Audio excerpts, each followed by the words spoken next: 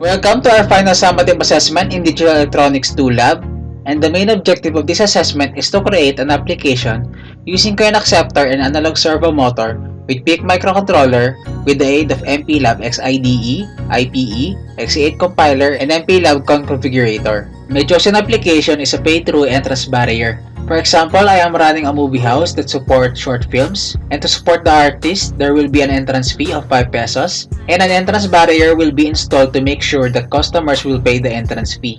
So for this application, the coin acceptor will be configured to only accept 5 peso coins. 1 peso coin and 10 peso coin will not be accepted by the device. And if the customer inserts 5 peso coin, the barrier will lift up and slowly goes down. Now let's go to MPLAB XIDE to create the code. Here in MPLAB IDE, let's go to File, Project, Standalone Project, PIC16, F1875. Next, select XC8 Compiler, and let's name this Finish. After that, click MCC or the MPLAB Configurator.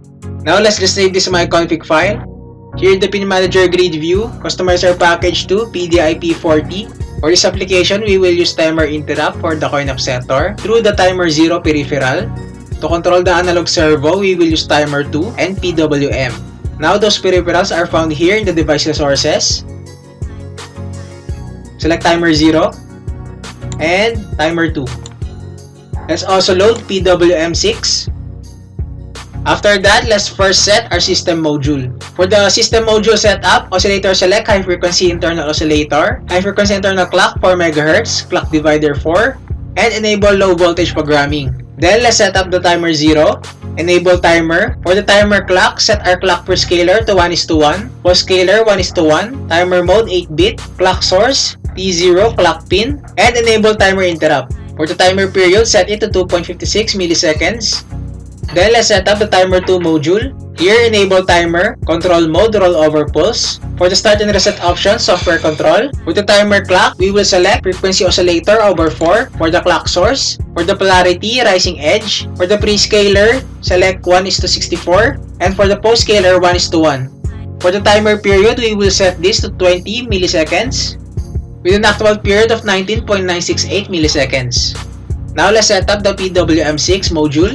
Here, enable PWM, select a timer, timer 2, duty cycle 50%, and set active high for the PWM polarity. Now let's go to the Pin Manager Grid View. For the LED indicators, we will use port A0 and port A1 outputs in the pin module. Then for the coin input from the coin acceptor, we will select port A4, input pin in the timer 0 module here. Then to control our analog servo with PWM, we will select port A5, output pin in the PWM6 module. After that, let's go to the pin module setup and click analog. Then for the timer 0, enable WPU or the internal pull-up resistor in the microchip. Then select output for the PWM6 and for the LEDs. Now let's rename the output pins for the LED indicators. After that, let's click generate. After generation is complete, let's go to projects. And here we will load our main C file, timer0.c, timer2.c for the header files, pinmanager.h, and pwm6.h. Now let's go to our main C file. For the coin acceptor code, we will get the timer 0 underscore read timer, timer0.c here. Then let's create the code.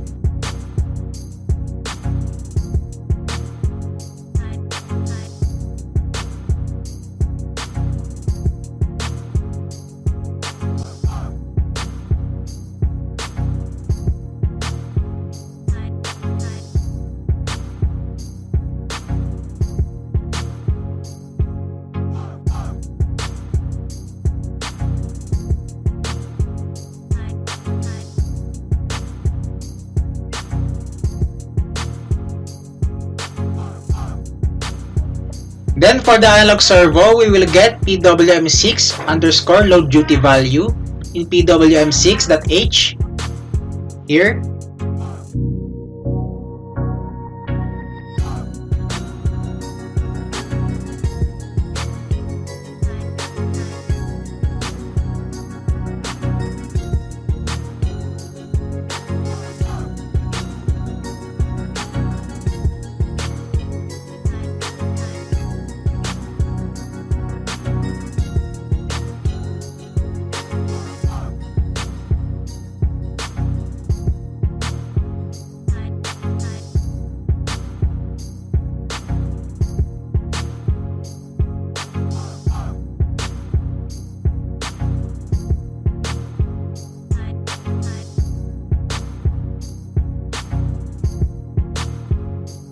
To explain this code, first, we initialize the system. Then we declare two variables, count and duty cycle. Then for the coin acceptor program, we use the variable count, wherein if count is equal to 5, it will execute the following program. And if count is not equal to 5, the program executes the code, wherein LED blue underscore idle will toggle with the delay ms of 250. Then, to explain the code when count is equal to 5, we use the variable duty cycle for controlling the analog servo.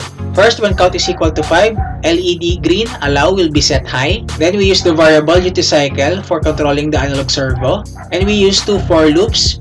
For the first for loop, the initial value is 70.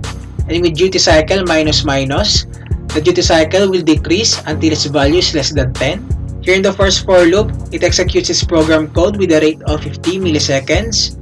Then when the duty value is less than 10, the second loop starts. And here, the duty cycle is less than or equal to 10. And with duty cycle plus plus, the duty cycle value will increase until its value is greater than 70. Here, the second for loop executes its program code with a rate of 5000 milliseconds or 5 seconds. With this code and the PWM feature, we can control the rotation of the analog servo motor. Therefore, in our application, we are expecting that when we place a 5 peso coin, the entrance barricade will lift up immediately and will slowly return to its original position. After the servo motor code is executed, the variable count value returns to a value of 0. We also place a debounce with a delay of 1500 milliseconds or 1.5 seconds to ensure that after 1.5 seconds, the 5 pulses that the coin acceptor transmits will be properly read by the microchip. After that, click Build. Build successful. Now let's connect our microchip to install the program using MPLAB IPE. Now let's connect our PIC3 to our PC or laptop. Then connect our adapter to our PIC3. First pin M control, second pin VDD, third pin VSS or ground, fourth pin ICSP data, and fifth pin ICSP clock. Now let's place our microchip. Then lock. Now let's go to MPLAB IPE. Let's go to Settings, Advanced Mode. Then Power, set voltage level to 3.125. Power target secret from PIC3, check, operate, then connect our PIC3. Then browse our hex file. Hex file loaded successfully. Click Program. Programming complete. Now let's create the circuit. Here in the breadboard, I already placed a positive 12V supply here and negative 12V supply. Now let's connect our coin acceptor. Let's connect the red wire of the coin acceptor to the positive 12V supply. Then connect the black wire of the coin acceptor to the negative 12V supply for the ground. First, let's test the coin acceptor device. I already configured it to only accept 5 peso coins. Now let's test if it will accept new 1 peso coin. No. Old 1 peso coin. No. Old 10 peso coin. No. New 10 peso coin. No also. Old 5 peso coin. There. New 5 peso coins. Since I configure it to only accept 5 peso coin, it also sends 5 pulses. For the LED indicators, we already connected its negative pins with the resistor, and the resistor is connected to the ground. For the blue LED, let's connect it to the second pin of the microchip. Then for the green LED, let's connect it on the third pin of the microchip. Then for the coin input, we will use a pull-up resistor. However, since I don't have a 10K resistor, I will use a potentiometer with a rating of 500K. Then I will just set it to a value near 10K. For the potentiometer, first pin, connect it to the 5V VCC. Then the white wire of the coin acceptor, the coin input, connect it on the second pin. Then connect another wire to the second pin of the potentiometer. That will be the input for the RA4 and the 6th pin. And for the third pin of the potentiometer, let's connect it to the ground. Then VDD 11 pin, connect it to 5V VCC. 12 pin VSS, connect it to ground. 32nd pin VDD, connect it also to 5V VCC. And 31st pin VSS, connect it to ground. Connect our positive 5V supply and negative 5V supply.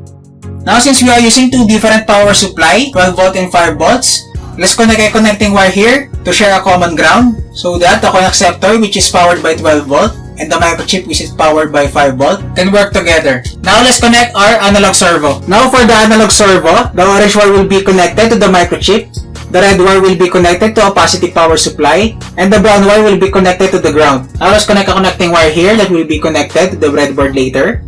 Orange wire, orange. Then for the positive supply, let's put a green wire. And for the ground, let's connect a brown wire. Now let's connect the orange wire to the PWM6 output in the 7th pin. Then the green wire to positive supply and the brown wire to the ground. Now let's test it. Here in the setup, when the system is in idle mode, the blue LED toggles. Then let's try to place a 5 peso coin in the coin acceptor.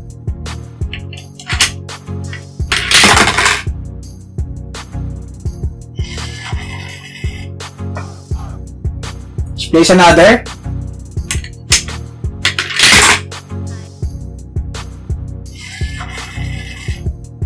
Another one.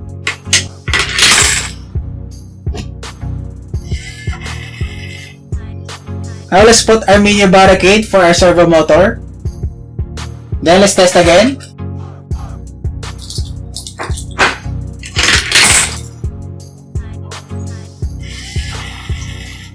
U5 peso coin.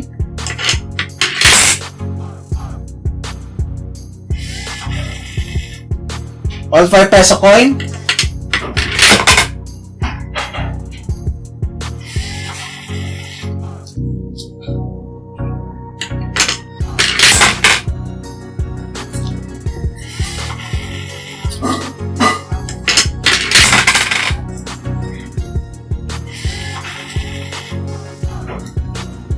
So they're using timer zeros in timer interrupt for the coin acceptor. Timer 2 and PWM6 are pulse width modulation feature. We were able to control the analog servo motor. We were able to create a mini application of an entrance barricade wherein it only accepts coin or money that was set in the coin acceptor and in the code.